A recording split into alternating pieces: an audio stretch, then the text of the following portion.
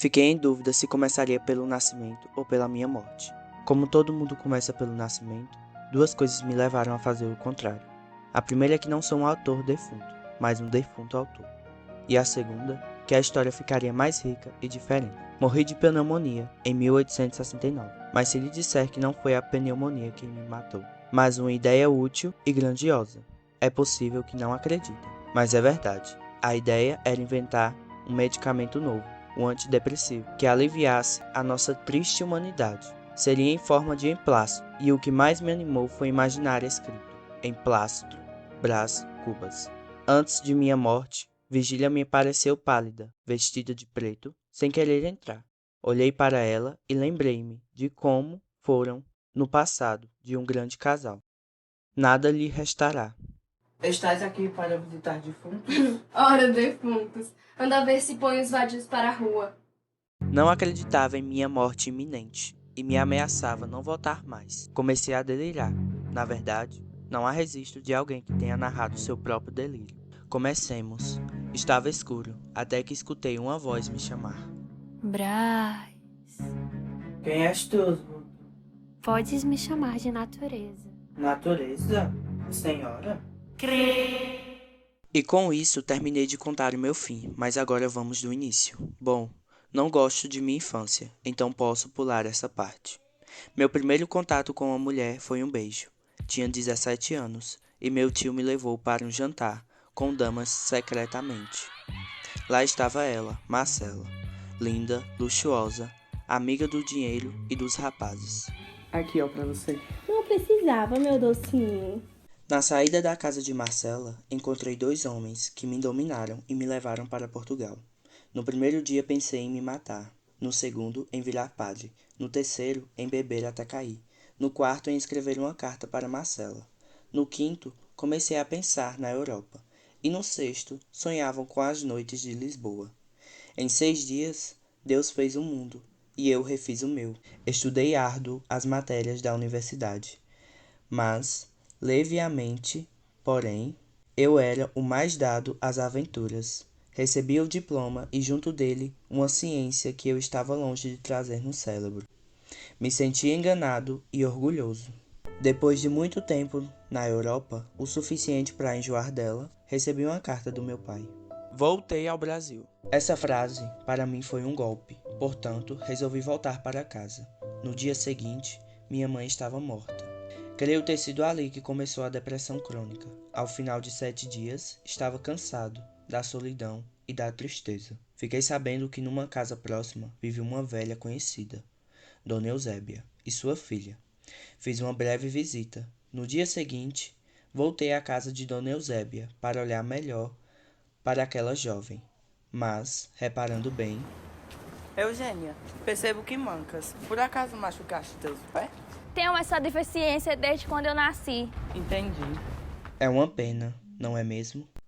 Meu pai, cansado de ver seu filho triste e inútil, arranjou-me uma noiva.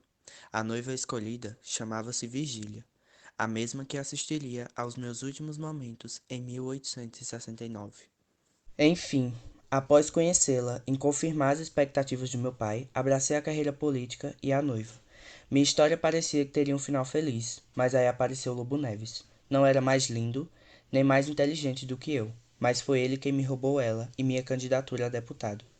Depois daquele incidente, fiquei com minha decepção, e ela com Neves.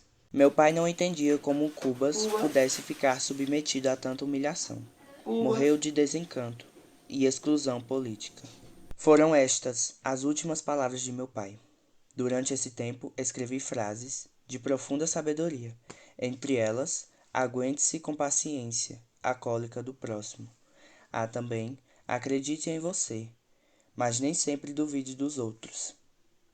Antes caí das nuvens do que de um terceiro andar. Uma das mais importantes e minha favorita é: matamos o tempo, mas o tempo nos enterra. Assim, os anos se passaram e caminhando pela cidade, vi uma mulher linda. Era ela, Vigília. Até então, não sabia que tinha voltado de São Paulo. Gostava de dançar, ir a bailes.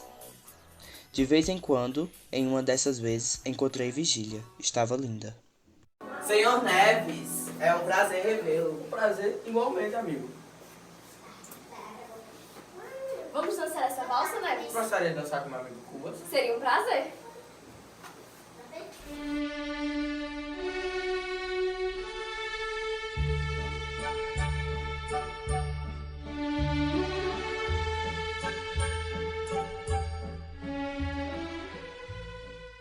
Tempos depois, passei a frequentar a casa de Virgílio e Lobo Neves. Logo me tornei um amigo íntimo, regado aos olhares e sorrisos. Nosso amor é como uma planta que cresce muito rápido e inesperadamente. Não me lembro de quantos dias demorou o crescimento, mas era uma planta com tanta seiva que em pouco tempo tornou-se a mais exuberante do bosque. Nosso amor foi tardio e pecaminoso. Tardiamente nos amávamos muito. Era o momento apropriado. Virgília estava casada e nosso amor era cultivado às escondidas. Os encontros aconteciam em sua casa. Estava assustado. A solução, porém, entreguei nas mãos do destino. Lobo Neves, porém, confiava cegamente na mulher. Achava que ela era perfeita, honrada. De mim, então, nem desconfiava. Chegou a contar minhas confidências da vida política e as desilusões que as invejas e interesses causavam. Após sair da casa de Neves, sentado num banco, tive a ideia de ser ministro, quando me aparece Quincas Borba, o antigo amigo de escola. Não restava mais nada nele, estava mendigo. Contou-me elegância e pediu para abraçar-me enquanto furtou meu relógio. Não me afligia o furto do relógio, e sim a imagem do autor. Mas Quincas Borba era passado. Resolvi concentrar-me no presente, que era Virgília. Chegou, porém, o dia em que começaram a desconfiar de nós. O marido poderia descobrir, então seria o fim. Haveriam mortes. Eu já pensava na solução. Sugeri que fugíssemos. No dia seguinte encontrei Virgília, toda chorosa, em sua casa. Lhe disse que estava tudo acabado, se não fugíssemos. Ela confirmou que o marido a buscaria no fim do mundo e a mataria.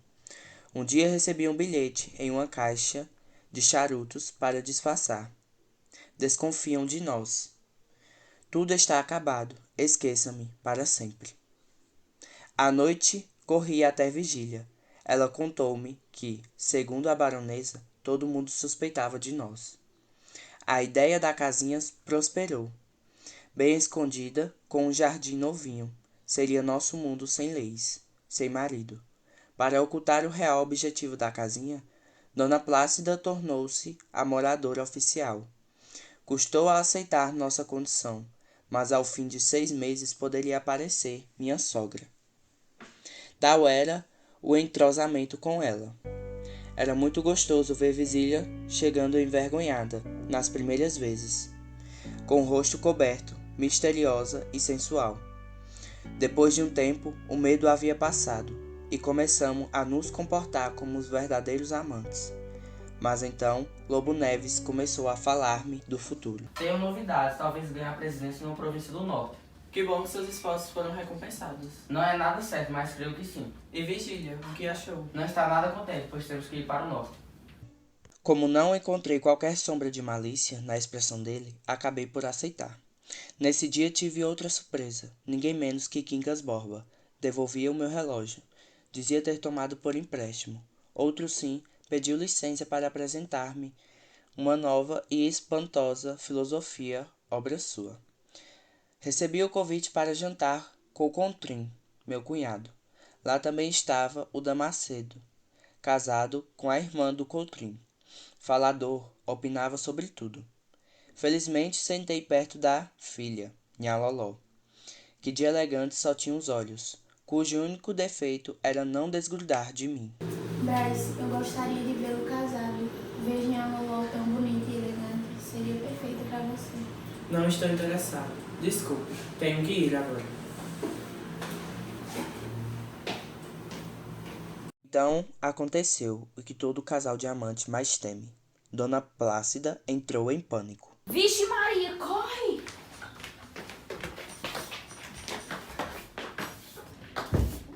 Bom dia, vi a porta aberta e resolvi visitá-las. Virgília está aqui, vou chamá-la. Certo.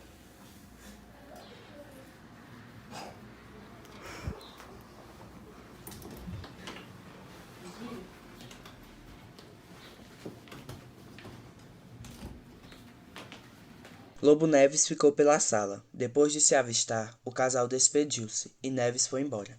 Eu saí do esconderijo, no melhor estilo diamante. Recebi a visita do Quincas Borba. Não descrevo seu estado. Digo somente que se a principal característica do homem não é a aparência, mas o vestuário. Esse não era o Quincas Borba. Quis expor-me à sua filosofia, mas pedi que o fizesse mais tarde. Uma semana depois, lá na casinha, foi encontrado um bilhete de vigília.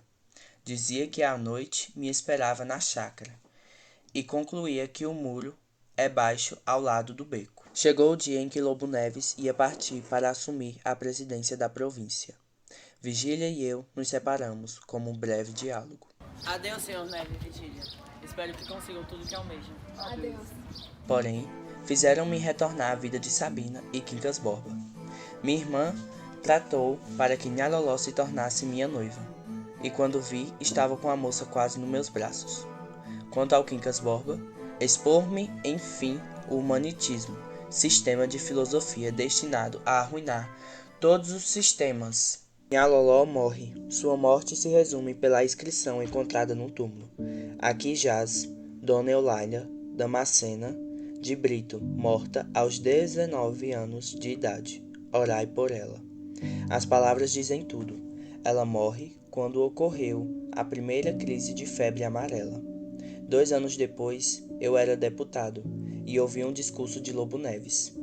A onda de vida nos trouxe à mesma praia, ele tentando esconder sua mágoa e eu na obrigação de abafar meu remorso.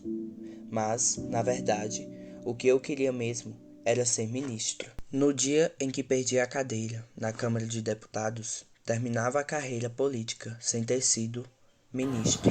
Sabe, meu amigo, o real motivo de você ter perdido seu posto como deputado é a sua ganância, que não é o grandioso, e sim apenas um capricho.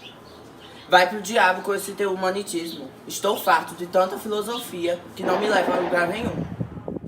Dormi, sonhei que era milionário e acordei com a ideia de ser milionário.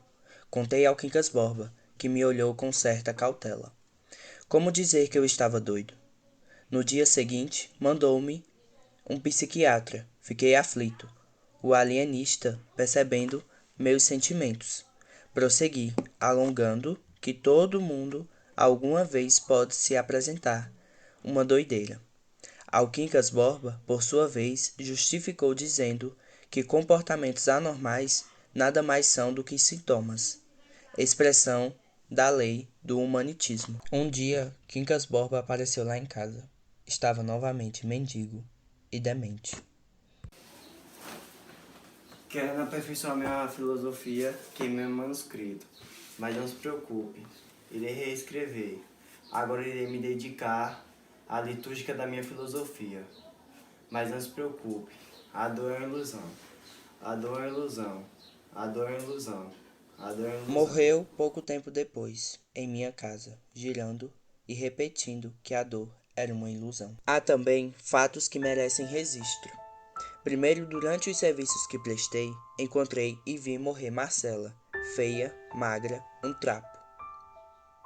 Devo dizer que foi uma fase mais brilhante da minha vida, pois a alegria que se dá à alma dos doentes e pobres é a maior recompensa que se pode obter. Ao final da obra, a conclusão que apresenta ao telespectador é: não alcancei sucesso com o emplastro, não fui ministro, não conheci o casamento, não comprei pão com o suor do meu rosto, não sofri com a morte de Dona Plácida, e nem com a loucura de Quincas Borba. Somada umas coisas e outras, qualquer pessoa imaginará que não houve míngua, nem sobra, e consequentemente que saí quite com a vida. E imaginará mal, porque ao chegar deste outro lado do mistério, achei-me com um pequeno saldo, que é a derradeira negativa deste capítulo de negativas. Não tive filhos, não transmiti a nenhuma criatura o legado da nossa miséria.